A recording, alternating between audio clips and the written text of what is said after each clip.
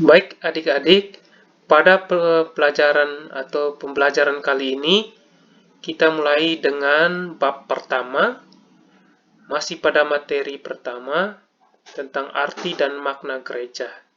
Nah, pada submateri ini kita dalami pertamanya itu adalah A.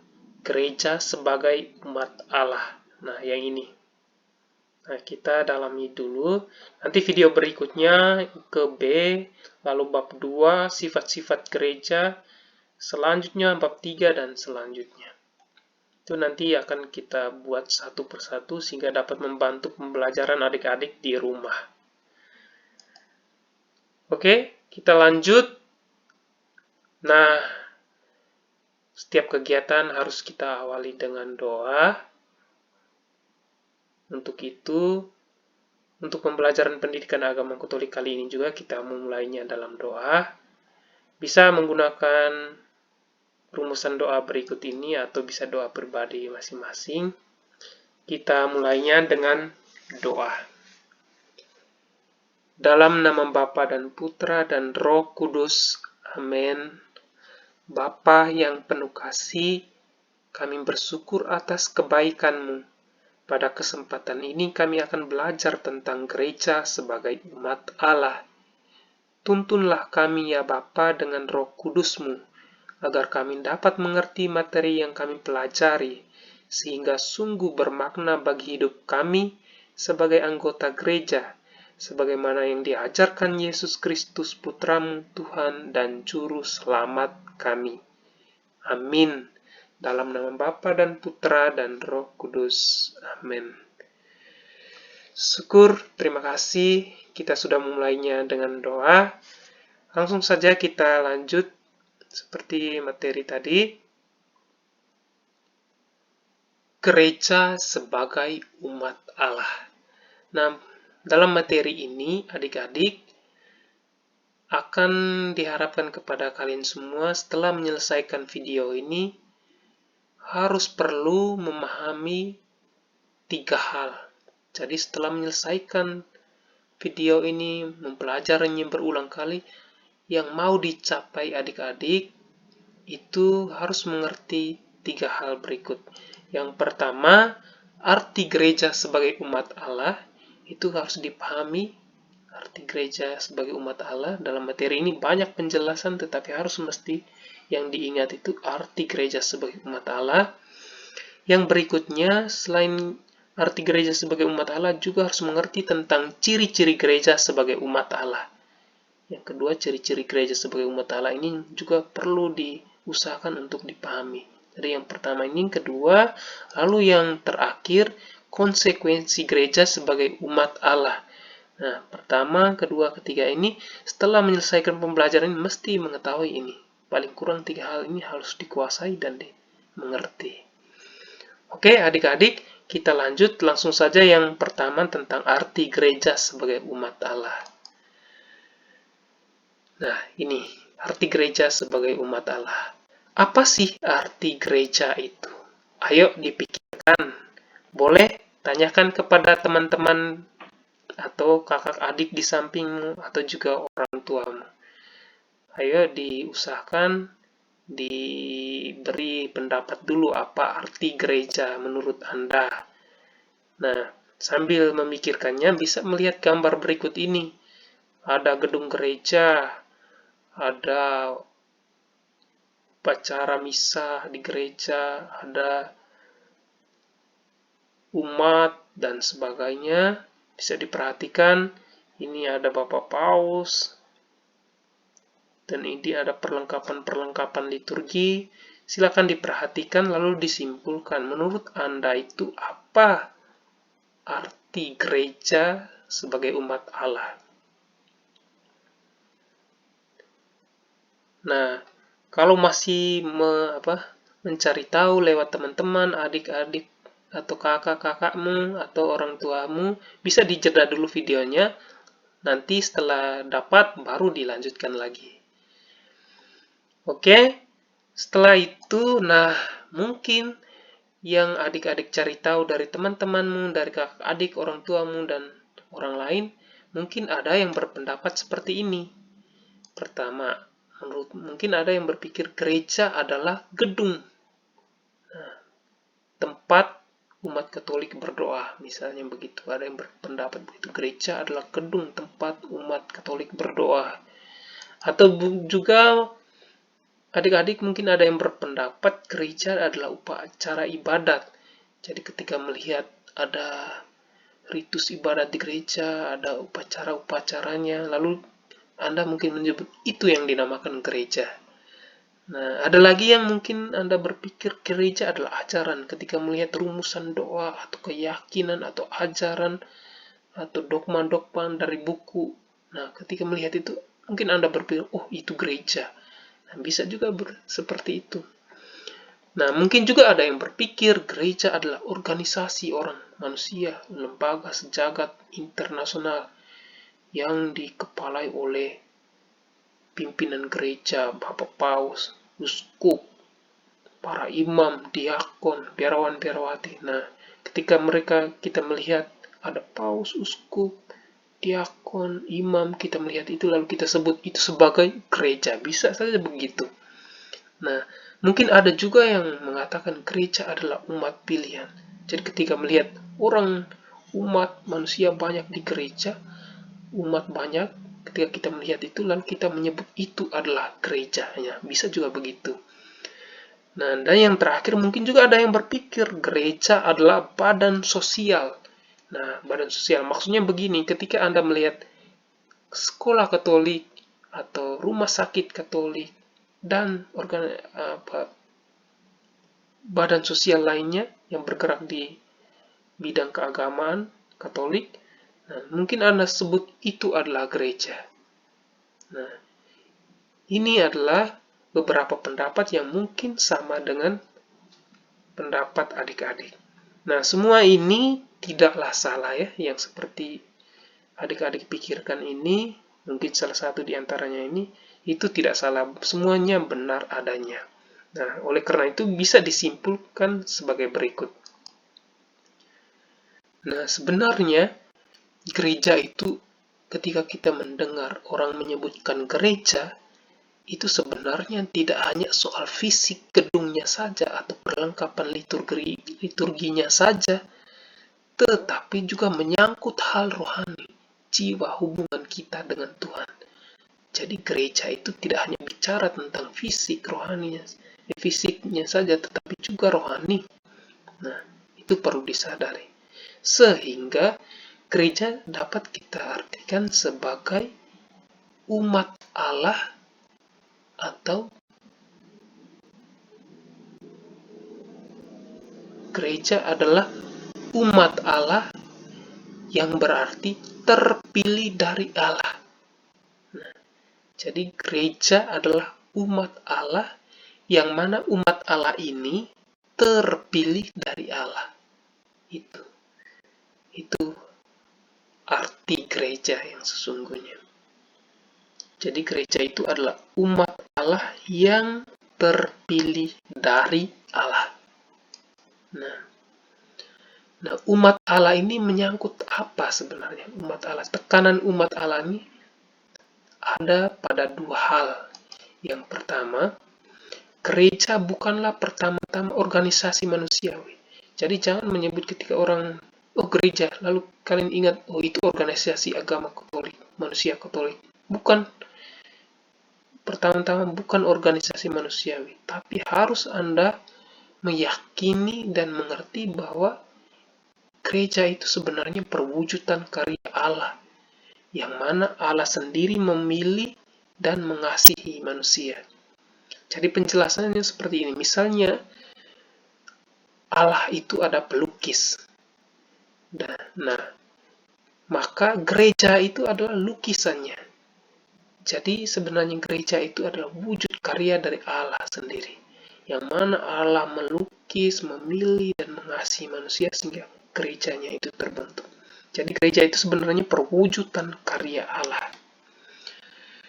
Nah, yang kedua, umat Allah juga tekanannya pada gereja. Tapi bukan hanya kaum awam saja. Jadi ketika mendengar gereja, kita jangan berpikir, oh umat Katolik, begitu saja. Tidak. kita harus mengerti gereja itu sebagai kaum awam dan juga hierarki itu uskup, diakon, imam, paus, biarawatnya itu hierarki ini ya. Nah, mereka itu disebut hierarki. Sedangkan umat biasa, kita biasa ini disebut kaum awam. Jadi ketika mendengar gereja, bukanlah hanya kaum awam saja atau kaum hierarki, uskup, diakon, imam saja, tetapi semua kita, kaum awam dan hierarki itu sama, semuanya merupakan umat Allah. Nah ini. Jadi gereja bukan hanya kaum awam saja atau hierarki saja, melainkan keseluruhannya sebagai umat Allah. Itulah makna gereja. Arti gereja sebagai umat Allah.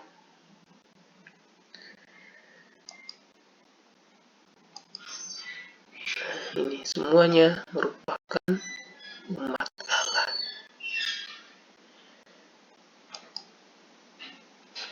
Nah, itu arti gereja sebagai umat Allah sudah kita dalami.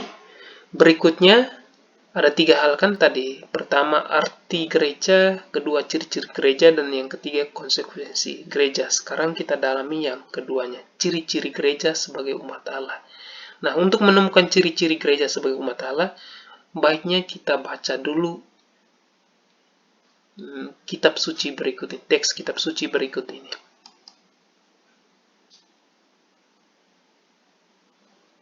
Nah, silakan adik-adik buka kitab suci Kisah Para Rasul bab 2 ayat 41 sampai 47, dibaca beberapa kali baru dibuka kembali video ini dilanjutkan.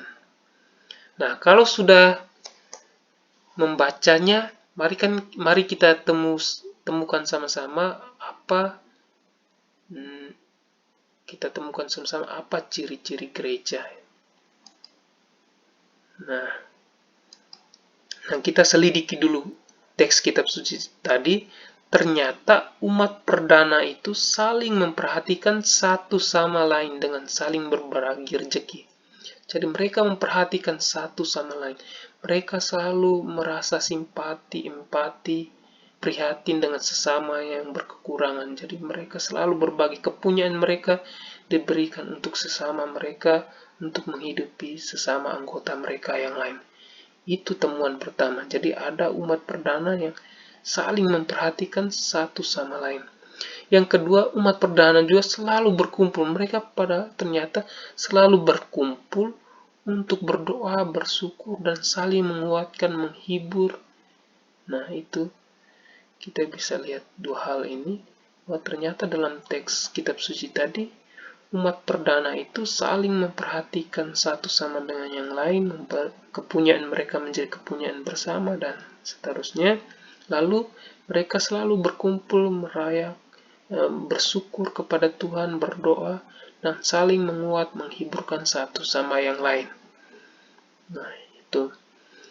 Nah, ketika kita temukan itu, maka kita bisa simpulkan ciri-ciri gereja sebagai umat Allah. Nah, sebenarnya ciri-ciri gereja umat Allah itu di dalamnya merupakan panggilan dan inisiatif Allah. Jadi terbentuknya gereja itu, ciri-ciri gereja umat Allah itu terbentuk karena ada panggilan dan inisiatif Allah. Yang kedua, ciri-ciri gereja umat Allah juga ada kehidupan yang di dalamnya ada persekutuan dan persaudaraan, ada cinta kasih di dalamnya. Nah, itu ciri-ciri gereja sebagai umat Allah yang kedua. Dan yang ketiga, ada hubungan mesra manusia dengan Allah. Jadi ciri gereja yang ketiga itu, ada hubungan mesra manusia dengan Allah. Ada hubungan mesra, berdoa, bersyukur, dan sebagainya. Jadi ada kelihatan hubungan yang khusus, hubungan yang mesra manusia dengan Allah.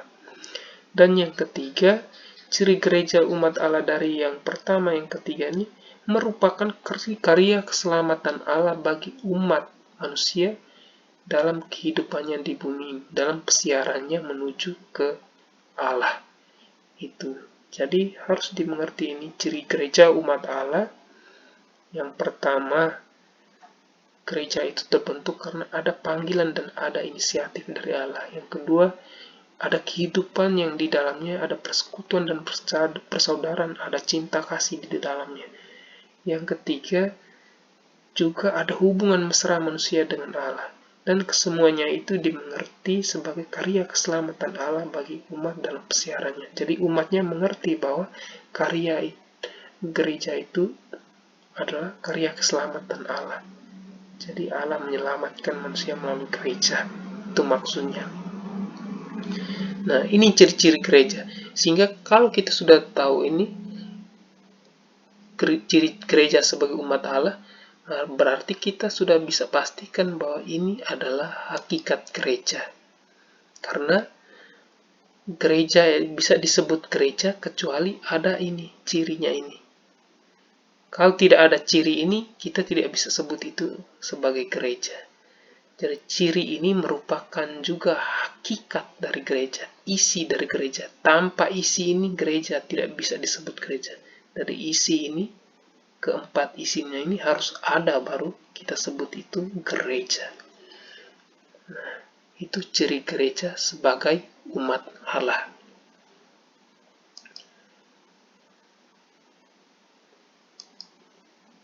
Nah, dan yang terakhir mari kita dalami tentang konsekuensi gereja sebagai umat Allah. Konsekuensi gereja sebagai umat Allah. Konsekuensi itu apa ya? Artinya seperti ini.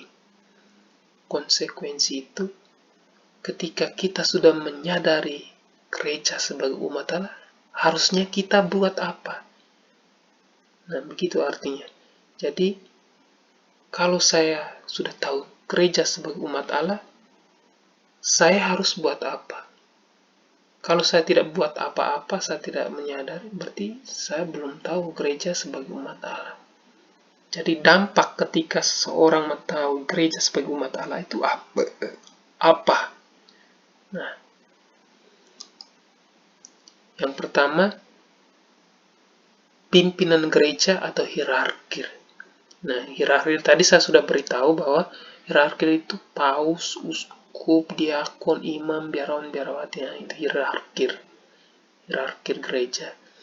Nah, ketika seorang pimpinan gereja sudah menyadari bahwa gereja sebagai umat Allah,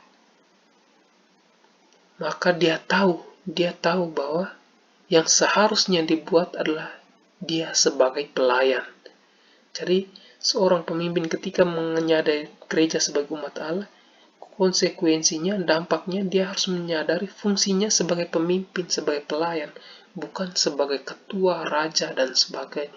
Jadi pemimpin mesti di tengah umat. Tidak ada pemimpin di atas, tingkatan paling atas, kedua, ketiga, tidak. Dia harus menyadari bahwa pemimpin mesti di tengah umat, bergandengan bersama dengan umat. Oleh karena itu, pemimpin harus peka, selalu perhatikan umatnya, melihat, mendengarkan mereka, apa karisma, bakat, kemampuan mereka, karunia-karunia yang tumbuh di kalangan mereka. Nah, itu yang dipakai bersama-sama untuk memajukan gereja, untuk kepentingan gereja. Jadi itu konsekuensinya kalau seorang pemimpin gereja mengerti bahwa gereja sebagai umat Allah, dia harus menyadari fungsinya sebagai pelayan. Yang kedua, jika kita umat biasa, kita awam ini, anggota umat awam, nah, termasuk adik-adik, nah, kita harus menyadari juga, jangan hanya para pemimpin juga, kalau kita juga menyadari bahwa kita ini gereja sebagai umat Allah, maka kita harus menghayati persatuan kita dengan umat yang lain. Jangan memisahkan diri dari umat yang lain, atau berpikir, oh itu tanggung jawab mereka, saya bukan. Itu tidak bisa. Kalau Anda mengerti bahwa Anda adalah anggota gereja sebagai umat Allah, harus aktif dalam kehidupan menjemaat, kehidupan gereja. Harus menggunakan segala kemampuan, bakatmu, karunia, fungsi jabatanmu untuk kepentingan dan misi gereja di tengah masyarakat. Itu bagi kita yang sudah sadari gereja sebagai umat Allah. Jadi kalau sudah tahu Anda adalah gereja sebagai umat Allah, harusnya seperti ini. Kalau Anda tidak seperti ini, berarti Anda tidak tahu bahwa Anda itu gereja. Nah, jadi harus dimengerti bahwa sebagai umat awam, harusnya saya harus aktif dalam kehidupan gereja, menggunakan segala kemampuan, karisma, karunia, dan fungsi untuk kepentingan dan misi gereja. Dan yang ketiga, konsekuensi gereja sebagai umat Allah dalam kaitan dengan hubungan kita umat biasa dengan hierarki, kita awam dengan hierarki. Jadi kalau kita sadar bahwa gereja sebagai umat Allah, maka kaum awam, kita umat biasa ini, jangan mengerti bahwa kita ini hanya pelengkap saja. Apa-apa kita tunggu dari pastor atau imam atau suster, diakon mereka yang urus. Tidak bisa begitu. Kita harus menyadari bahwa kita ini rekan kerja, partner, teman seperjuangan para uskup, diakon, imam, dan lain sebagainya. Jadi kita awam dan hierarki memiliki martabat yang sama. Karena kita punya martabat sama, hanya saja kita berbeda fungsi. Itu yang harus dimengerti. Jadi kita bersama-sama membangun. Jangan hanya tunggu pastor saja, atau pastor hanya perintah saja. Tidak bisa, harus bekerja sama, saling menguatkan satu sama lain, saling memberikan kemampuan bakatnya untuk memajukan gereja. Itu konsekuensi sebagai pemimpin, kita awam, dan hubungan awam dan hierarki. Ini adalah 3 konsekuensi gereja sebagai umat Allah. Nah, kita sudah dalami arti gereja sebagai umat Allah. Yang kedua, kita sudah dalami ciri-ciri gereja sebagai umat Allah. Yang ketiga, konsekuensi gereja sebagai umat Allah sudah kita dalami bersama-sama. Yang belum mengerti, coba diulang-ulang, didengarkan ulang lagi video ini sehingga dapat dipahami. Nah, setelah memahami materi ini dengan 3 hal yang perlu dikuasai tadi, itu bukan berarti sudah selesai, sudah mencapai tujuan dari materi ini. Belum. Yang paling adik-adik buktikan adalah kesadaran adik-adik untuk menghayati, menyadari bahwa diri Anda adalah termasuk dari gereja, anggota gereja sebagai umat Allah. Oleh karena itu, yang menentukan kemampuan Anda sudah menguasai materi ini terlihat pada bagian akhir ini. Nah, Anda dikatakan bisa menguasai materi ini jika adik-adik tahu dan buat apa yang menjadi kesadaranmu sebagai anggota gereja di lingkunganmu atau di parokimu.